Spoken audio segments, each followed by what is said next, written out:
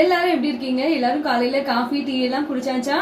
இப்ப நீங்க பாக்குறீங்கல்ல, இது வந்து பரோட்டா தாங்க. பரோட்டாக்கு மேல எள்ளு வந்து போட்டு ப்ரிப்பேர் பண்ணிருப்பாங்க. இந்த பரோட்டா காஷ்மீர்ல பக்கீர் காணி அப்படின்னு சொல்லுவாங்க. இப்ப நீங்க பாக்குறீங்கல்ல, இந்த பரோட்டா வந்து பெருசா வந்து இவங்க மேக் பண்ணிருப்பாங்க. நார்மலா 10 ரூபாய் 5 ரூபாய்க்கு தான் காஷ்மீர்ல வந்து பரோட்டா குட்டி குட்டியா வந்து விற்பாங்க. இந்த பரோட்டா ஏன் இவங்க பெருசா மேக் பண்ணிருக்காங்க அப்படின்னா, இந்த பரோட்டா வந்து காஷ்மீர்ல உள்ள கலாச்சாரம் கூட.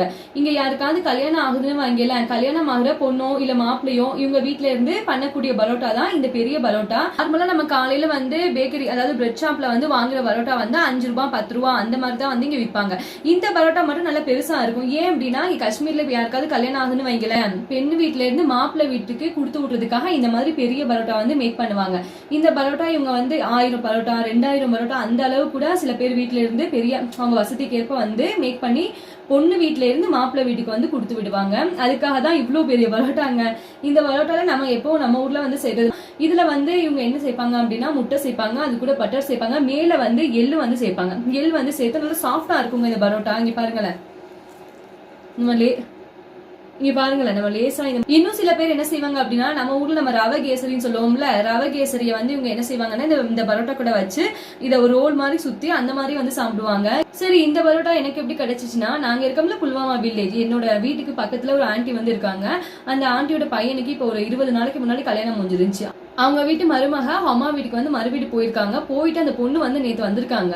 அவங்க வந்து வரும்போது கொண்டு வந்ததுதான் இந்த பரோட்டா. அதுதான் இந்த ஆண்டி வந்து காலையில கொடுத்து விட்டு இருந்தாங்க. அதோட தான் உங்களுக்கு வீடியோ மேக் பண்ணி போடலாமே அப்படின்னு நான் இதை பிச்சு காட்டுறேன். நல்ல சாஃப்டா இருக்குங்க, அந்த அளவுக்கு வந்து இதெல்லாம் இருக்காது. பாருங்களேன் எப்படி இருக்குன்னு.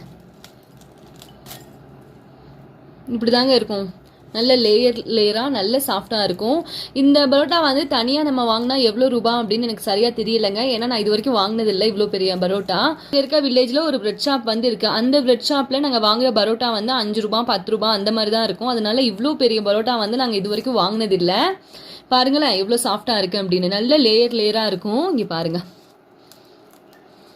நல்ல சாஃப்டா இருக்கும்.